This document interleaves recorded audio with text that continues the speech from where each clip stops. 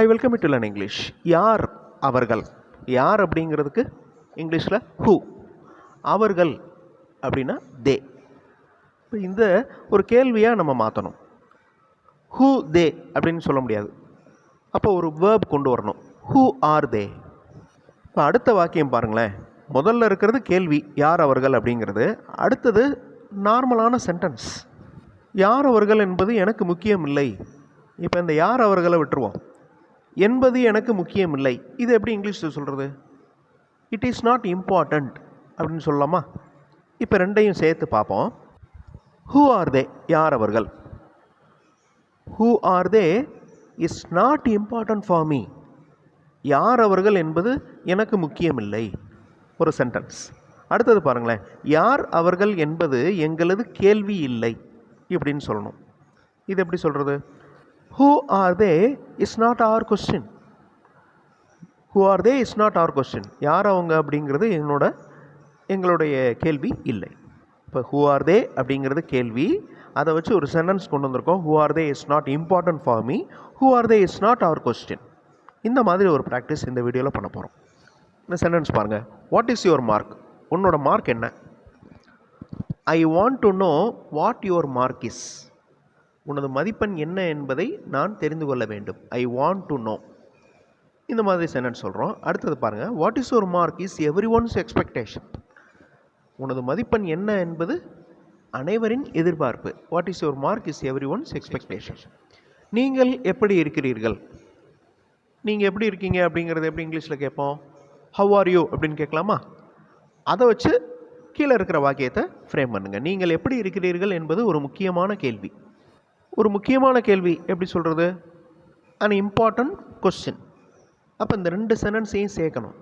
How are you, how are you is an important question. அந்த is அப்படிங்கிற verb பாருங்கள். How are you is an important question. How are you அப்படிங்கிறது ஒரு question. அடுத்தது ஒரு sentence. How are you is an important question. இப்போ கடைசியில் ஒரு சென்டென்ஸ் கொடுத்துருக்கேன் பாருங்கள். நீங்கள் எப்படி இருக்கிறீர்கள் என்பது தான் எனது முதன்மையான கேள்வியாக இருக்கிறது. இது எப்படி இங்கிலீஷில் சொல்கிறது? முதன்மையான அப்படிங்கிறதுக்கு வார்த்தை என்ன? பிரைமரி. அப்போ இந்த இடத்துல வார்த்தைகள் கண்டிப்பாக தெரியணும். நிறையா வார்த்தைகள் தெரிஞ்சால் தான் இங்கிலீஷ் சென்டென்சஸ் ஃப்ரேம் பண்ண முடியும், ரிப்ளை பண்ண முடியும், கொஸ்டின் கேட்க முடியும். இப்போ vocabulary is very important. Okay, how to improve your vocabulary தனி வீடியோவே கொடுத்துருக்குறேன் இந்த சேனலில், அதை பாருங்கள். So how are you is an important question. How are you is my primary question. இதே மாதிரி இன்னொரு செட் பார்க்கலாம். உன்னோட கார் எங்கே இருக்குது? உன்னோட கார் எங்கே இருக்குதுன்னு எனக்கு தெரியும். உன்னோட கார் எங்கே இருக்குது அப்படிங்கிறது தான் இப்போ முக்கியம். இந்த சென்டென்சஸை ஃப்ரேம் பண்ணுறதுக்கு முன்னாடி I welcome you to this channel சென்டாக்ஸ். உங்களுடைய இங்கிலீஷ் கம்யூனிகேஷன் ஸ்கில் டெவலப் பண்ணுறதுக்கு வீடியோஸ் அப்லோட் பண்ணிட்டு வரேன். ப்ராக்டிஸ் பண்ணிட்டே இருங்க, கண்டிப்பாக டெவலப்மெண்ட் இருக்கும். வீடியோ பாஸ் பண்ணிக்கோங்க, பொறுமையாக ஃப்ரேம் பண்ணுங்கள். ரொம்ப சிம்பிளான வார்த்தைகள் தான் கொடுத்துருக்கேன். ஓகே, ஆன்சர் பார்த்து மிஸ்டேக்ஸ் இருந்தால் திருத்திக்கலாம். மிஸ்டேக்ஸை பற்றி கவலைப்படாதீங்க. You just frame sentences. Pause this video. ரொம்ப easy. Where is your car? உன்னோட கார் எங்கே இருக்குது? எங்களுக்கு தெரியும் அப்படிங்கிறது we know. அப்போ ரெண்டையும் சேர்க்கணும். we know where your car is. இந்த தமிழ் டிரான்ஸ்லேஷனில் எனக்கு அப்படின்னு கொடுத்துருக்கேன், அதை எங்களுக்குன்னு திருத்தி வாச்சிக்கோங்க. உன்னோட கார் எங்கே இருக்குது அப்படிங்கிறது எங்களுக்கு தெரியும். இப்போ உன்னோட கார் எங்கே இருக்குது அப்படிங்கிறது தான் இத்தருணத்தில் முக்கியம். ஓகே, இந்த நேரத்தில் அது எங்கே இருக்குதுன்னு தெரியறது தான் முக்கியம். Where is your car is important at this moment. தருணம், மொமெண்ட், இந்த நேரம், மொமெண்ட் அப்படின்னு சொல்லலாம். இது என்ன அப்படிங்கிறதுக்கு வாட் இஸ் திஸ் அப்படி கேட்கலாமா? இஸ் யூஸ் பண்ணுறோம். அப்போ அது என்னவாக இருந்தது. அப்போ ஆல்ரெடி ஏதோ ஒன்று நம்ம பார்த்துருக்கோம், அது என்னவாக இருந்துச்சு அப்படின்றத ஒரு கேள்வியாக கேட்குறோம். அப்போ அது கடந்த காலம். அப்போ இஸ்ஸுக்கு பதிலாக பாஸ்ட் டென்ஸ் யூஸ் பண்ணணும். அது என்னவாக இருந்தது என்பது எங்களுக்கு தெரியவில்லை. இதுவும் பாஸ்ட் டென்ஸில் சொல்ல போகிறீங்க. வீடியோ பாஸ் பண்ணிவிட்டு சென்டென்சஸை ஃப்ரேம் பண்ணுங்கள். ஸோ இஸ்ஸோட past tense was. What is this அப்படின்னா இது என்ன, அது என்னவாக இருந்தது அப்படின்னா வாட் வாஸ் தேட். இப்போ அடுத்த வாக்கியம் பாருங்கள். we do not know what that was. அந்த சென்டென்ஸுடைய ஸ்ட்ரக்சரை நீங்கள் நல்லா பார்க்கணும். வாட் வாஸ் தேட் அப்படிங்கிற அந்த கேள்வியே உள்ளே கொண்டு வந்திருக்கோம். வேர்ப் மாதிரி இருக்குது பாருங்கள். வாஸ் அப்படிங்கிறது கடைசி போயிருக்கு. We do not know what that was. அது என்னவா இருந்துச்சு அப்படிங்கிறது எங்களுக்கு தெரியலை. கடைசி சென்டென்ஸ் பாருங்கள். அது என்னவாக இருந்தது என்பது ஒரு புதிராய் இருக்கிறது. புதிர் அப்படிங்கிறதுக்கு இங்கிலீஷில் mystery. What was that is a mystery. Okay, what was that is a mystery. அந்த சென்டென்ஸ் எப்படிலாம் வந்திருக்கு பாருங்கள். What was that, we do not know what that was, what was that is a mystery. இது ஒரு பெரிய question. What was that is a big question. இந்த மாதிரி சொல்லலாம். வீடியோ பாஸ் பண்ணிட்டு இந்த வாக்கியங்களை ஃப்ரேம் பண்ணுங்க. Now check your answers. What is this? இது என்ன?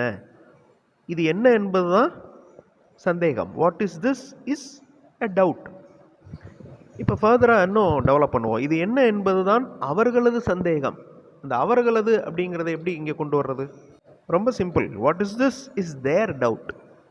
ஓகே, வாட் இஸ் திஸ் அப்படிங்கிறது ஒரு செப்பரேட் ஃப்ரேஸ், தேர் டவுட் அப்படிங்கிறது செப்பரேட் ஃப்ரேஸ். ரெண்டையும் கனெக்ட் பண்ணுறோம் இஸ் அப்படிங்கிற வேர்ப் யூஸ் பண்ணி. நீங்கள் யார்? Who are you? நீங்கள் யார் என்பது எனது கேள்வி. இது எப்படி சொல்கிறது? ரொம்ப சிம்பிள். Who are you is my question. My question அப்படிங்கிற அந்த ரெண்டு வார்த்தைகளை இஸ் அப்படிங்கிற வேர்ப் வச்சு சேர்க்குறோம். Who are you is my question. நீங்கள் யார் என்பது தான் எனது முதல் கேள்வி. முதல் கேள்வி அப்படிங்கிறது ரொம்ப சிம்பிள். Who are you is my first question. Okay, so இந்த மாதிரி சென்டென்சஸ் நிறையா பேசுகிற மாதிரி சிச்சுவேஷன்ஸ் வரும். கேள்விகள் கேட்போம், அதே கேள்வியை நார்மலான சென்டென்ஸில் சொல்கிற மாதிரி சொல்லுவோம். Who are you is my first question, who are you is my question, இந்த மாதிரி சொல்லுவோம். இந்த மாதிரி நீங்களாக சென்டென்சஸ் ஃப்ரேம் பண்ணலாம். ஒரு சிச்சுவேஷனை நீங்களாக இமேஜின் பண்ணி ஈஸியாக சென்டென்சஸ் ஃப்ரேம் பண்ணலாம். இப்போ இந்த கேள்வியெல்லாம் பாருங்களேன். What is your mark? இதெல்லாம் ரொம்ப ஈஸி. உன்னோட மார்க் என்ன? எங்களுக்கு உன்னோட மார்க் என்ன அப்படிங்கிறது தெரியணும். I want to know what your mark is. What is your mark is every once expectation. இந்த மாதிரி வாக்கியங்கள் நீங்கள் ஃப்ரேம் பண்ணி ப்ராக்டிஸ் பண்ணிட்டீங்கன்னா உங்களுடைய வெக்காபுலரி, வேர்ட் பவர் நல்லா இம்ப்ரூவ் ஆகும். ஓகே, ஹூ ஆர் தே? யார் அவங்க? இதெல்லாம் ரொம்ப சிம்பிளான கொஸ்டின். இப்போ ஹூ இஸ் திஸ் அப்படின்னு மாற்றுங்க இந்த கேள்வியை. இது யார்? Who is this. அவர் யார்? Who is he. We want to know who he is. இந்த மாதிரி சொல்லணும். அவர் யாருன்னு எங்களுக்கு தெரியணும். We want to know who he is. Okay, who are they அப்படிங்கிறத நம்ம ஹூ இஸ் ஹீன்னு மாற்றி we want to know who he is. நம்மளுக்கு அவர் யாருன்னு தெரியணும். இந்த மாதிரி நீங்களாக ப்ராக்டிஸ் பண்ணணும். அப்படி ப்ராக்டிஸ் பண்ண பண்ண கண்டிப்பாக உங்களுடைய இங்கிலீஷ் கம்யூனிகேஷன் ஸ்கில் நல்லா டெவலப் ஆகும். அடுத்த வீடியோவில் இன்னொரு இன்ட்ரெஸ்டிங்கான டாப்பிக்கோடு பார்க்கலாம். தேங்க்ஸ் ஃபார் வாட்சிங் and thanks for your valuable comments.